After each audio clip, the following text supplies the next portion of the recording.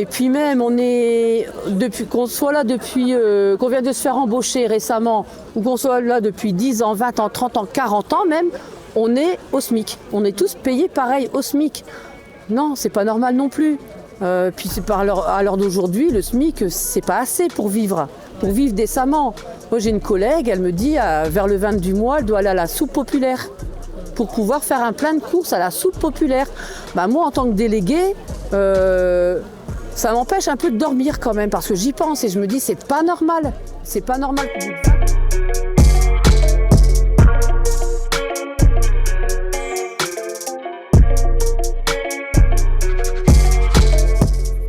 Cette grève qui n'est pas une grève anodine. Plus de 50 jours de grève. Voilà ce qu'ont réussi ces femmes, salariées au SMIC, méprisées par la direction et qui vont rentrer en négociation d'ici une petite demi-heure dans un cadre de négociation que seule leur lutte a su arracher. C'est elles et eux, les grévistes, qui ont permis d'arracher cette négociation sur laquelle, on va être très clair, si c'est encore pour faire tourner en rond et laisser sous la pluie ces mères de famille qui depuis 50 jours campent, si c'est encore pour proposer un ticket restaurant ou d'aller gratter des sous à la CAF, on va durcir le mouvement. Moi je suis Isabelle Mella, je suis déléguée du personnel à Verbaudet et je travaille à Verbaudet depuis maintenant, ça va faire 20 ans. Donc le contexte de la grève a démarré, c'est le 20 mars. Donc le 20 mars, en fait, ça a été bloqué par la CGT extérieure, donc pas par nous les délégués, par la CGT extérieure pour au niveau des retraites. Donc nous sommes arrivés, c'était bloqué. On a parlé avec nos camarades CGT de Tourcoing. Ils nous ont parlé un peu de la retraite à 64 ans, ce qu'on en pensait, tout ça, donc on en a parlé. Après on a des collègues qui voulaient rentrer, donc ils sont rentrés et ils allaient bloquer de 3 heures. Et nous du coup on a profité de ce blocage, on a dit ça serait peut-être le moment de se rebeller au niveau de notre augmentation de salaire, étant donné qu'aux dernières NAO, on a eu 0% d'augmentation de salaire. Et suivant en plus l'inflation qu'on subit tous actuellement, c'est pas possible. Du coup, voilà pourquoi on a décidé de faire grève depuis là, le 20 mars. On est là, même si Verbaudet veut pas, nous on est là. Pour l'honneur des travailleurs et pour un salaire meilleur, même si Verbaudet veut pas, nous on est là. On est là, on est là, même si Verbaudet veut pas, nous on est là. Pour l'honneur des travailleurs et pour un salaire meilleur, même si Verbaudet veut pas, nous on est là. Est-ce que tu peux revenir un peu sur vos revendications? Vous, qu'est-ce que vous attendez là? Parce que il va y avoir une réunion là à 14h. Qu'est-ce que vous en attendez? Comment avancent les négociations? Nous, on attend une augmentation de salaire. Ça, c'est la base. On a demandé 20% d'augmentation de salaire en sachant bien que les 20%, ça m'étonnerait qu'on les ait. Mais le minimum du minimum, c'est 150 € net. En fait, notre DRH nous a proposé plusieurs fois de travailler plus, c'est-à-dire travailler 1 heure en plus par jour. Pour atteindre 220 €, je pense, par mois. Mais nous, c'est pas ça qu'on veut. Nous, on veut vraiment sur notre salaire brut. Au moins, il y a des cotisations sociales et ça fonctionne aussi pour la retraite, en fait. Donc, c'est pour les deux combats.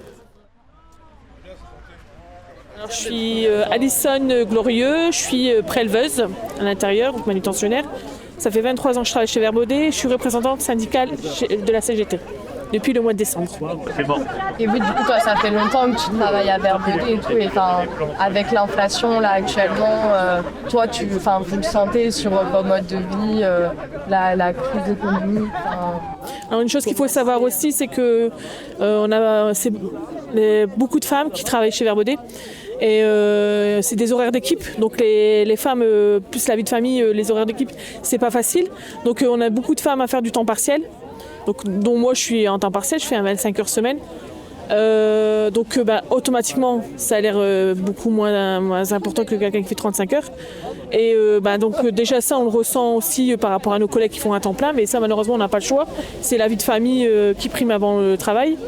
Et donc oui, avec l'inflation, on a de plus en plus de mal à finir les fins de mois. On a des collègues qui habitent très très loin et qui mettent beaucoup d'argent dans le gasoil. Et tout ça fait que la fin du mois c'est compliqué. Il y a des gens de Vert Baudet que le 15 du mois ils n'ont plus d'argent pour pouvoir nourrir leurs enfants. Et ça devient vraiment de plus en plus compliqué en fait, de pouvoir subvenir aux besoins de nos enfants. Et puis même, qu'on soit là depuis, qu'on vient de se faire embaucher récemment, ou qu'on soit là depuis 10 ans, 20 ans, 30 ans, 40 ans même, on est au SMIC. On est tous payés pareil au SMIC. Non, c'est pas normal non plus. Puis à l'heure d'aujourd'hui, le SMIC, c'est pas assez pour vivre décemment. Moi j'ai une collègue, elle me dit, vers le 20 du mois, elle doit aller à la soupe populaire pour pouvoir faire un plein de courses à la soupe populaire. Moi, en tant que déléguée, ça m'empêche un peu de dormir quand même, parce que j'y pense et je me dis, c'est pas normal. C'est pas normal qu'au bout de 20 ans, elle doit avoir des aides pour elle manger. Alors qu'elle travaille à 35 heures, elle travaille à temps plein. On fait des kilomètres pour venir travailler et on mérite un meilleur salaire, même ne serait-ce que la reconnaissance. Donc non, pour l'instant, nous on est toujours motivés à rester sur le piquet de grève tant qu'on n'a pas notre augmentation de salaire. Ouais. Au cœur de la crise Covid, le président de la République, il avait promis reconnaissance et rémunération à tous les travailleurs de la deuxième ligne, c'est-à-dire à vous. Et finalement, derrière, il n'y a eu ni reconnaissance ni rémunération. C'est pour ça que je dis aujourd'hui, on n'est pas là que pour les Vert Baudet, on est là pour vous d'abord. Mais si vous redressez la tête, derrière, il faut que ce soit tous les salariés du pays qui redressent la tête. Et qui se disent que quand on bosse, qui me disait qu'elle se levait à 3h45 du matin pour être ici à 5h45 avec une quarantaine de kilomètres à faire. Quand on se lève tôt comme ça, c'est pas seulement pour survivre en se demandant comment on va faire surtout, mais c'est pour avoir le droit de respirer dans sa vie et pour avoir le droit d'en vivre décemment. Donc voilà, je pense que ce que vous venez réclamer ici, c'est pour vous d'abord, mais c'est pour tous les salariés du pays, de la décence, du bon sens, que ceux qui tiennent le pays debout, ils puissent en vivre et pas seulement en survivre. Et plus sur le déroulement de la grève, parce que vos collègues m'avaient dit que le nombre de syndicats avait beaucoup augmenté et tout, plus au niveau de la manière de penser de tes collègues et tout, qu'est-ce que la grève ça a changé un peu? Mes collègues ont vu déjà la solidarité de la CGT, on est beaucoup soutenus par la CGT. Il y a toujours des gens de la CGT qui sont là pour nous soutenir. On n'est jamais tout seul en fait, on voit aussi ils ramènent à manger, on est vraiment, puis la CGT de partout, les postiers, Bénédicta, c'est vraiment tous les CGT de n'importe quel travail quoi. Et donc ils se sont rendus compte que c'était une famille la CGT et se sont dit pourquoi pas adhérer et en même temps se protéger parce que ils savent que le syndicat derrière est aussi là pour protéger les salariés, donc on a eu pas mal d'adhésions suite au mouvement de grève. Et en plus, c'était ce que tu disais un peu, mais il y a un peu une solidarité qui s'est organisée, les caisses de grève. Et oui, heureusement, oui. Pour ça, on est soutenu par, mon Dieu, il y a une solidarité énorme. Je suis même étonnée parce que là, ça va faire le premier mois de grève. Bon, on n'a rien perdu notre salaire. C'est quand même une somme. Énorme quoi. Et il y a des gens qui s'arrêtent là et qui nous donnent un billet, une pièce. On a des élus qui viennent aussi. Après toute la CGT aussi qui passe et qui font aussi des caisses de grève pour nous. Donc c'est vrai qu'on a une solidarité mais énorme, j'ai jamais vu ça. Jamais. En fait, on a été remplacé par des intérimaires au début. Ouais. Donc là, l'inspecteur du travail fait son travail. Donc il a bien remarqué que oui, effectivement, nous avons été remplacés par des intérimaires, chose qui est illégale. Et nous, on se bat aussi pour ces intérimaires. Parce qu'on demande à ce qu'ils soient embauchés. Parce qu'à longueur d'année, il y a toujours des intérimaires. Donc à un moment donné, c'est bien de les embaucher aussi, ne serait-ce que pour eux. Qui voient aussi pour avoir une meilleure vie. Pour avoir au moins un salaire tout le temps, au niveau du travail, quoi, qu'ils savent comment, dans 3 mois, dans 6 mois, dans 1 an, ils seront toujours là avec un CDI, car en tant qu'intérimaire, on ne peut pas savoir. Donc là, les intérims, faut pas se leurrer, c'est des pions. On les appelle lundi, mardi, mercredi, il n'y a plus de boulot, on les sort. On les rappelle vendredi parce qu'il y a du boulot, c'est des pions. Et il y a tout le temps des intérims. En sachant qu'au prélèvement, il n'y a presque plus d'embauchés qui prélèvent, donc on a besoin des intérims pour pouvoir prélever la marchandise. Et nous, on a réussi, grâce à notre grève, à ce qu'ils embauchent 30 personnes. Donc là, il y a déjà une cellule, un recrutement qui est en train de se faire. Là, déjà, il y aura 10 embauches ici au mois de mai. Après, je pense en juin et après en octobre, si je ne me trompe pas. Mais il y a déjà 30 embauches cette année de prévues. Donc grâce au mouvement de grève. Parce que ce n'était pas prévu du tout. Et c'est parce que nous, on a appuyé sur ça, qu'ils prenaient des intérims en abondance. Ils prenaient des intérims en abondance, donc ils se sont sentis un peu obligés. Et puis l'inspecteur du travail, quand on a eu notre rendez-vous à Lille, ils ont dit non mais là, il faut exagérer, il faut embaucher. Donc là, ils se sont sentis obligés d'embaucher au moins 30 personnes. À l'intérieur, on se faisait maltraiter, puisque la direction nous infantilise depuis au moins bientôt 2 ans, et que en fait avant on avait le droit de manger un bonbon, on avait le droit de boire de l'eau, de la grenadine, un coca. Là maintenant on n'a plus le droit du tout. Dès qu'on faisait un pas de travers, on se faisait rappeler à l'ordre, mais du coup on restait chacun dans son coin. Ouais. Que là maintenant qu'on est mobilisés, on parle entre nous, et avec des membres de la CGT aussi qui nous disent mais non, ça ils n'ont pas le droit, c'est interdit. Donc ça nous a aussi motivés à se dire c'est vrai qu'on se fait maltraiter et c'est vrai que c'est pas normal. Donc là, nous on est décidés à aller jusqu'au bout, ne serait-ce que pour cette augmentation de salaire, parce que beaucoup sont des femmes seules ou avec des enfants. Déjà la direction au départ, donc déjà même avant la grève, ça c'est 2 délégués qui nous l'ont dit, le directeur pour lui nous a comparé à de la sodomie. C'est-à-dire les ouvriers c'est comme la sodomie, si tu mets pas de vaseline ça coince.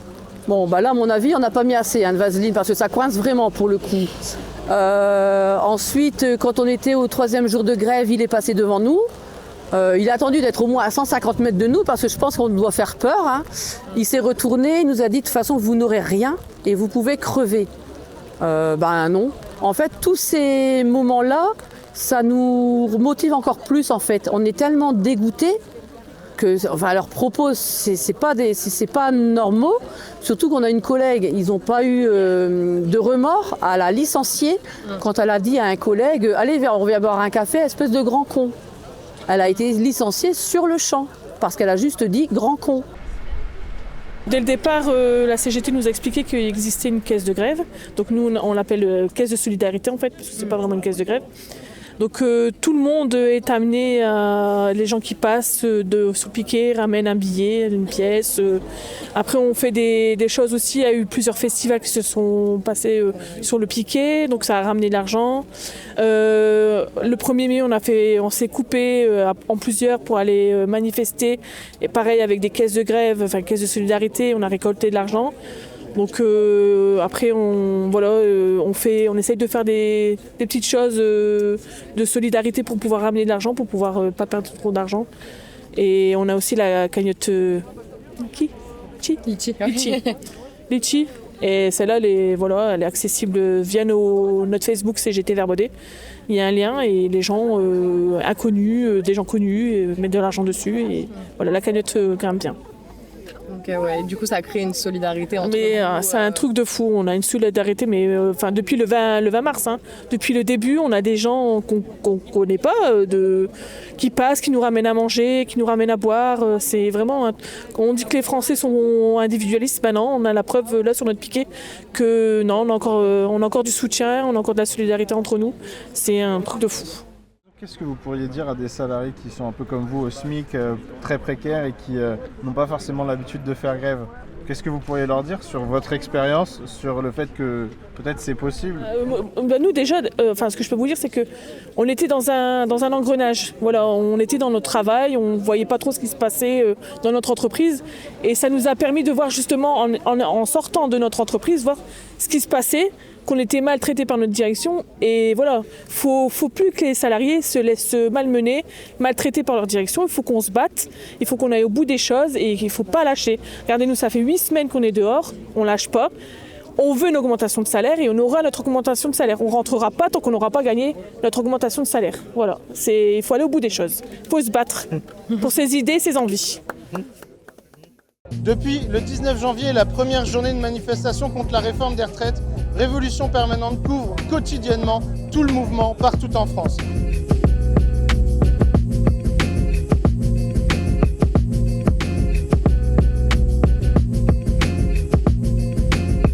Révolution Permanente donne la parole à celles et ceux qui luttent, salariés, étudiants, lycéens, partout sur les blocages devant les usines. Aujourd'hui, nous avons besoin de votre aide. On a couvert depuis Paris, Brest, Rennes, Lille, Bordeaux, Toulouse, Grenoble et d'autres villes encore, ce mouvement part en bas.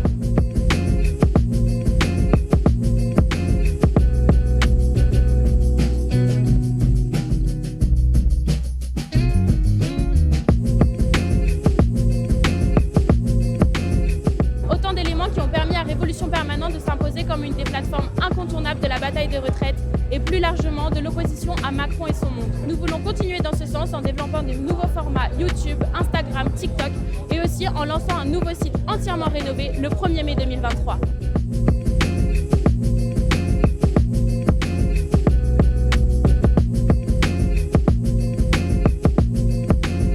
Pour mener ce travail militant, quotidien, pour couvrir ces luttes aujourd'hui, Révolution Permanente a besoin de vous. On a besoin de vous pour se développer et pour continuer à construire un média du bon côté de la barricade.